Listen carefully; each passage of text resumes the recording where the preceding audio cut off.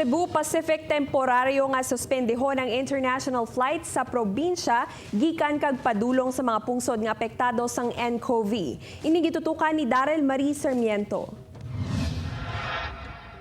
Umpisa buwas nga adlaw suspendido na ang mga flights ng Cebu Pacific nga Iloilo, Hong Kong, vice versa bangod sa pamahog gadalas ng 2019 novel coronavirus. Madumduman nga ginhinyos ng gobernador ang airline company nga suspendido ng flight sa gud malikawan ang posible pagsulod sang virus sa probinsya. When I sent the letter, I called him up.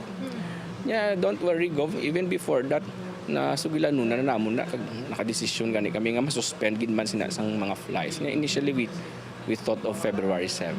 Basi pwede na ito mapaatras. Ang suspensyon na magalawig tubtub Marso 29, samtang patay naman nga ginahikot sa probinsya ang gilayon nga pagpanagtag sang health card sa mga puerto, ilabi na sa Roro vessel nga masamig na sakyan sang pasahero gikan sa nagkalain-lain nga lugar. We will issue health declaration cards sa mga Roro vessels natin nga nagapasulod sa probinsya. No? So we already have our own health declaration cards. Upod kay Hans Tisherto, Daryl Marie Sarmiento, One Western Visayas.